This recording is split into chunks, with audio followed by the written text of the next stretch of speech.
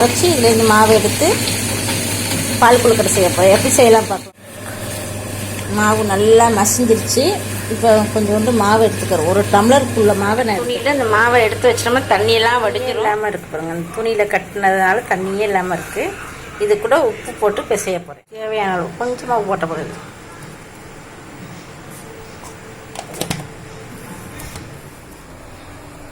தண்ணி வச்சுருக்கிறேன், அரை குண்டம் வச்சுருக்கிறேன். அதில் நான் புளிஞ்சு அள்ளிடுவேன். எப்படி புளிகிறேன்னு பாருங்கள். முறுக்கச்சில் தான் புளிய போகிறேன். நுணுக்கி வச்சுக்கிறேன். ஏலக்கரண்டு எடுத்துருக்கிறேன். தேங்காய் ஒரு தேங்காயை உடச்சி திருவி எடுத்து வச்சுருக்கிறேன். வெல்லத்தை உடச்சி எடுத்து வச்சுருக்கிறேன். ஒரு கப்பு இருக்குது. ஒரு கிண்ணம் நிறையா இருக்குது. அச்சை கட்டுப்போம். இது மாதிரி அச்சு எடுத்துக்கணும். இந்த மாவை இதில் போட்டு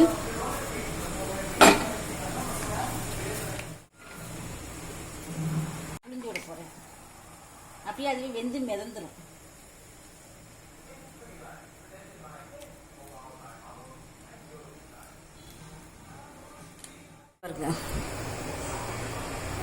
இப்போ அதை எடுத்துடலாம். வெந்துருச்சு. இது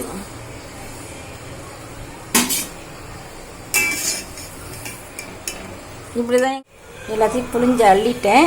இது அப்படியே கொஞ்சம் பெருசு பெருசாக இருக்கும். அதெல்லாம் உடச்சி விட்டுறணும் சின்ன சின்னதாக. அதுக்காக வச்சுருக்கிறேன். எல்லாம் உதிரி உதிரியாக ஆயிடுச்சு. இப்போ திருப்பி அதே தண்ணியில் கொட்டி வேக வச்சிடணும்.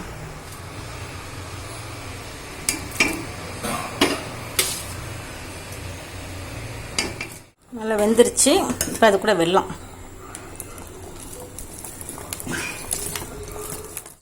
நல்லா ரெடி ஆயிடுச்சு. இது கூட தேங்காய் சேர்த்துக்கலாம்.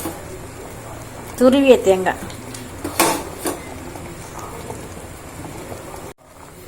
ஏலக்காய் அது கூட சேர்த்துக்கலாம். நுணுக்கி வச்சுருக்கேன். ரெடி ஆயிடுச்சு. இன்னும் சாப்பிட்லாம்.